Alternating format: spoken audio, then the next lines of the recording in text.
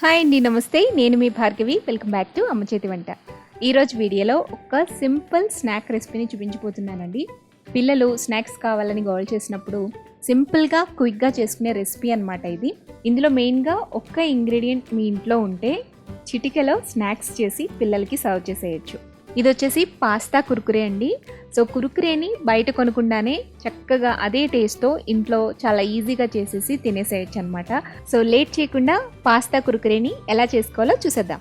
First stove మీద గిన్నెని ఉంచి అందులోకి లీటర్ దాకా నీళ్లు పోసుకోండి. నీళ్లు మరుగుతుండగా ఇందులోకి 1 టీ స్పూన్ దాకా ఉప్పు, 1 టీ స్పూన్ దాకా నూనె వేసి ఈ వాటర్ని రోలింగ్ బాయిలింగ్ అయ్యేంత వరకు మరిగించుకోవాలి. ఇలా పైకి తెరలు కాగుతున్నప్పుడు ఇందులోకి 2 కప్పుల దాకా పాస్తాను వేసుకోవాలండి. సూపర్ మార్కెట్స్లో 2 రకాలుగా పాస్తా దొరుకుతుందండి. ఒకటి వీట్ ఫ్లోర్తో తయారు చేసిన పాస్తా, ఒకటి మైదా పిండితో తయారు చేసిన పాస్తా. ఈ రెసిపీలో మీరు ఏ పాస్తా అయినా యూస్ చేసుకోవచ్చు. హెల్దీగా కావాలి అనుకుంటే వీట్ పాస్తాని వాడుకోండి. నేను ఇక్కడ స్ప్రింగ్ షేప్లో ఉండే పాస్తాని యూస్ చేస్తున్నాను. కుర్కురే అంటే మెలితిరిగి ఉంటుంది కాబట్టి ఈ పాస్తాని నేను యూస్ చేస్తున్నాను. దీనికి బదులుగా మీరు ఏదైనా వాడుకోవచ్చు. వేరే ఏ డిఫరెంట్ షేప్ ఉండే పాస్తానైనా కూడా ఇందులోకి యూస్ చేసుకోవచ్చు. సో 2 కప్పుల పాస్తాని వేసిన తర్వాత మంటని మీడియం ఫ్లేమ్లో ఉంచి ఈ పాస్తా ఆల్మోస్ట్ 90% కుక్ అయ్యేంత వరకు కూడా కుక్ చేసేసుకోవాలండి. చేత్తో నలిపినా కూడా తుంచినా కూడా ఈజీగా బ్రేక్ అవ్వాలి. అంతవరకు కూడా చక్కగా ఉడికించేసుకోవాలి. ఇలా పాస్తా ఉడికిపోయిన తర్వాత ఒక స్ట్రైనర్లోకి పాస్తా మొత్తాన్ని కూడా ట్రాన్స్ఫర్ చేసేసుకోండి. ఇప్పుడు ఈ పాస్తాలో ఉండే టెంపరేచర్ని తగ్గించడం కోసం కొద్దిగా నార్మల్ వాటర్ని ఇందులో వేయండి. సో ఈ పాస్తా అనేది రూమ్ టెంపరేచర్కి వచ్చిన తర్వాత ఒక గిన్నెలోకి కానీ లేదా ఒక స్ట్రైనర్లోకి కానీ వేసుకోండి. ఇప్పుడు ఇందులోకి 2 టేబుల్ స్పూన్ల దాకా కార్న్ఫ్లోర్, 1 టేబుల్ స్పూన్ దాకా మైదా వేసుకోండి. కార్న్ఫ్లోర్కి బదులుగా మీరు రైస్ ఫ్లోర్ని కూడా వాడుకోవచ్చు. అలాగే మైదా వద్దు అనుకుంటే మైదాకి బదులుగా మీరు శనగపిండి కూడా వాడుకోవచ్చు. పాస్తా అనేది మాయిస్ట్గా ఉంటుంది కాబట్టి చేత్తో మిక్స్ చేసే కన్నా కూడా ఇలా ఫోర్క్తో కానీ స్పూన్తో కానీ ఇలా పైకి ఎగరవేస్తూ కానీ పిండి మొత్తం పాస్తాకి అంటే విధంగా మిక్స్ చేసుకోండి. నేను ఇక్కడ డైరెక్ట్గా స్ట్రైనర్లోనే వేసి మిక్స్ చేశాను కాబట్టి ఎక్స్ట్రా ఫ్లోర్ ఏదైతే ఉందో అది అడుక్కి వచ్చేస్తుందండి. మీరు బౌల్లో వేసి మిక్స్ చేసినట్లయితే ఒక జల్లెల్లోకి ట్రాన్స్ఫర్ చేసుకుని ఎక్స్ట్రా ఫ్లోర్ మొత్తాన్ని కూడా సపరేట్ చేసేసుకోవాలి.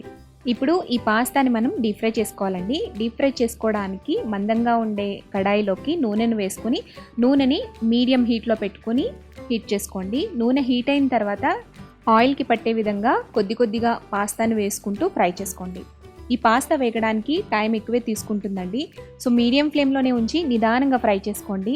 మనకి ఆయిల్లో వచ్చే నురగ అనేది తగ్గేంత వరకు కూడా మీడియం ఫ్లేమ్లోనే ఫ్రై చేసుకోవాలి. పాస్తా సైజుని బట్టి షేప్ని బట్టి పాస్తా వేగే టైం అనేది పడుతుందన్నమాట. సో క్రిస్పీగా అయ్యేంత వరకు కూడా మీడియం ఫ్లేమ్లో కదుపుకుంటూ ఫ్రై చేసుకోండి. ఇలా కొంచెం గోల్డెన్ కలర్ వచ్చేంత వరకు ఫ్రై చేసుకున్న తర్వాత వీటిని పక్కకు తీసేసుకోండి. ఇలాగే అన్నిటినీ కూడా ఫ్రై చేసేసుకున్న తర్వాత ఒక బౌల్లోకి ట్రాన్స్ఫర్ చేసుకోండి. నేను మీకు ఇక్కడ క్లియర్గా చూపిస్తున్నాను చూడండి. పాస్తాని చేత్తో నలిపితే ఈజీగా బ్రేక్ అయిపోవాలి. అలా ఉంటేనే మనం తినేటప్పుడు క్రంచీగా చక్కగా ఉంటుంది. లేదంటే సరిగా వేగకపోతే గట్టిగా ఉంటుందన్నమాట.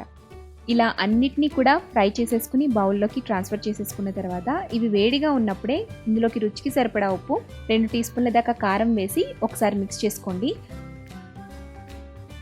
తర్వాత ఇందులోకి 1 టీ స్పూన్ దాకా ఆమ్చూర్ పౌడర్, 1 టీ స్పూన్ దాకా చాట్ మసాలా వేసుకోండి. వీటిని కూడా పాస్తా మొత్తానికి కూడా పట్టే విధంగా బాగా మిక్స్ చేసుకోండి.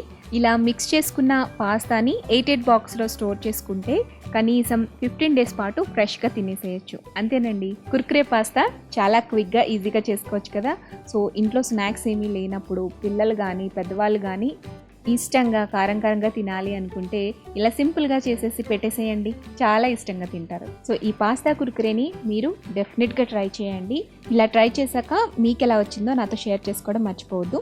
ఈ వీడియో కనుక నచ్చినట్లయితే తప్పకుండా లైక్ చేసి మీ ఫ్రెండ్స్కి రిలేటివ్స్కి ఫార్వర్డ్ చేయండి. మరిన్ని టేస్టీ సింపుల్ క్విక్ రెసిపీస్ కోసం అమ్మ చేతి వంట ఛానల్ని సబ్స్క్రైబ్ చేసుకోండి.